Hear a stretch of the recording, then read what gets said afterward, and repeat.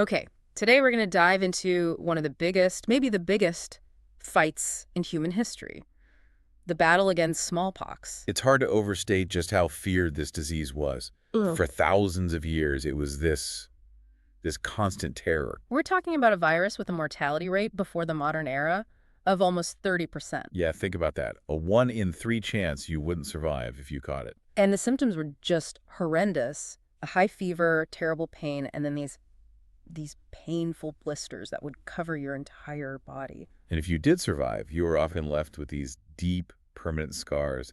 Some people were even blinded by it. What made it so destructive was just how easily it spread. Oh, absolutely. It was airborne. You could get it just by being in the same room as someone or even from touching their clothes or their bedding. So when an outbreak happened, it could just tear through a town. It didn't just make people sick, it completely destroyed communities. Yeah. And for centuries, nobody knew how to stop it. So with a threat like that, people were willing to try, well, pretty much anything. Right. And long before we understood germs or viruses, there was this method called variolation. Variolation, it sounds kind of archaic. It was basically a desperate medical gamble. A doctor would take infected material, fluid or a scab from a blister. From someone who was already sick with smallpox. Exactly. From someone who had a mild case. And they'd scratch that material into a healthy person's arm. The idea, I guess, was to give them a mild case on purpose so they'd be protected later. That was the goal, yes, to control the infection.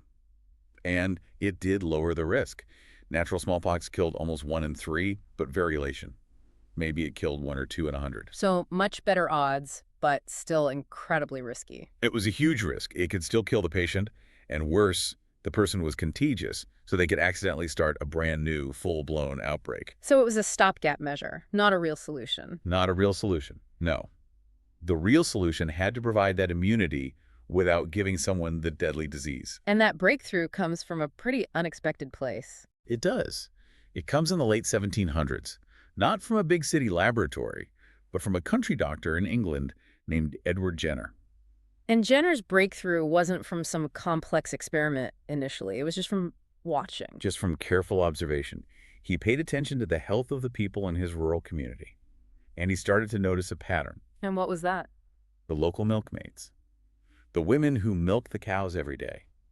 He realized they almost never got smallpox. He seemed to be naturally protected somehow. They were, but they did catch something else from the cows. A much, much milder disease called cowpox. Cowpox. So what was that like? It was a minor thing. It caused a few sores on their hands, maybe a slight fever, but it was never fatal. It was an annoyance, not a killer. So Jenner put 2 and 2 together. He did. He asked the big question. Could catching this harmless cowpox be giving the milkmaids a shield against the deadly smallpox? That's a brilliant observation, but it's one thing to have a theory. And another thing to prove it. So, in 1796, he conducted one of the most important experiments in all of medical history. It was also incredibly risky by our standards today. Oh, for sure. He found a milkmaid, Sarah Nelms, who had a fresh cowpox sore on her hand.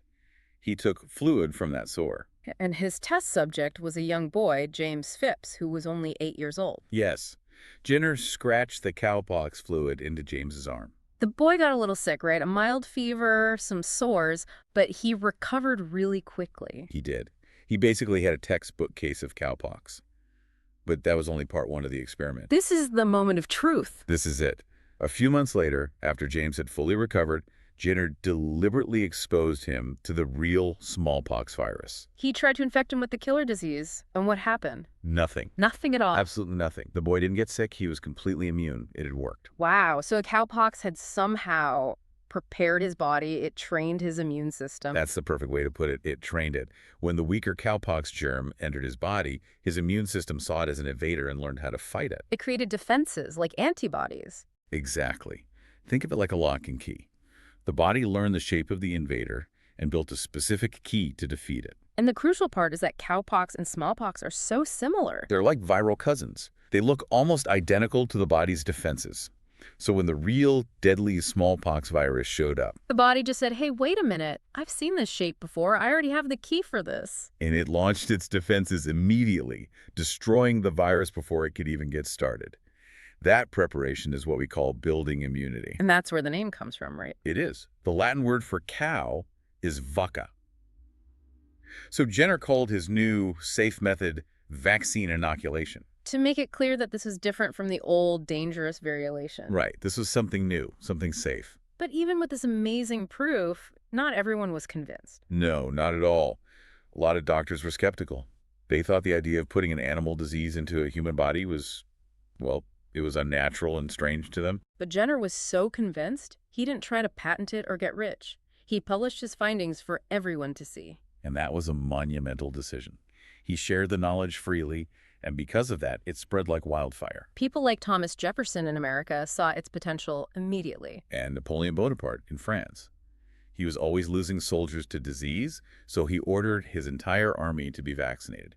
He saw the huge strategic advantage. Even with that kind of support, there was still a lot of public fear. Oh, a huge amount. People were afraid of putting cow material into their blood. And you see this in the cartoons from the time, which are pretty wild. They are. They show people who've just been vaccinated suddenly sprouting little cow horns or even a tail. The fear was that you might literally start to turn into a cow. And it got political. You had early anti-vaccination groups protesting, religious leaders speaking out against it. But the evidence was just too strong. It was saving countless lives. And over the years, the process got better and better. They refined it. They figured out how to dry the vaccine material so it could be shipped all over the world. They switched from scratches to clean needles and vials. And this basic idea, using a weaker germ to train the immune system, that didn't stop with smallpox. No, that was just the beginning. Jenner's discovery opened the door for all the vaccines we have today, for everything from polio to measles. He's called the father of immunology for a reason. But the smallpox story has one more incredible chapter. It does. By the mid-20th century, the World Health Organization set a goal that was, well, it was almost unbelievable. They didn't just want to control smallpox, they wanted to eradicate it. To wipe it off the face of the earth entirely. How do you even begin to do something like that? With a massive, coordinated global effort and a brilliant strategy they called ring vaccination. Ring vaccination. Okay, break that down for us. Well, instead of trying to vaccinate every single person on the planet, which would be impossible, they played detective. They hunted down every single outbreak. So when they found a case, a team would rush in, they'd isolate the sick person, and then they would find and vaccinate every single person that person had been in contact with. And then everyone those people had been in contact with. Exactly. You create a ring of immune people around the infection. A firewall, basically. The virus has nowhere to jump. It just burns out. That is so much smarter than just vaccinating randomly. It was incredibly effective. Yeah. And it took this massive army of healthcare workers traveling to the most remote villages in Africa, Asia, South America, tracking down every last case. It's probably the single largest public health effort in human history. Without a doubt. But it required countries to work together, even during the Cold War when tensions were high. And in the end, they did it. They did it. The last natural case of smallpox was recorded in Somalia in 1977. And 3 years later, in 1980, the WHO made the official announcement. Smallpox was eradicated from the world. The first, and so far the only, human disease to be completely destroyed by science. So today, the virus only exists in a couple of high-security labs for research. It's gone from the wild. It's an incredible achievement, all stemming from that one country doctor who just paid attention to the milkmaids. His curiosity and his decision to share his knowledge changed the world. He saved hundreds of millions of lives and laid the groundwork for modern medicine. And it makes you think.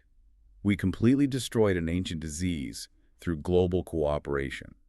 If we could do that, what other huge challenges, things like climate change or other diseases, could we solve if we just had that same level of focused international commitment? That wraps up our look at the end of smallpox. Good luck with your studies.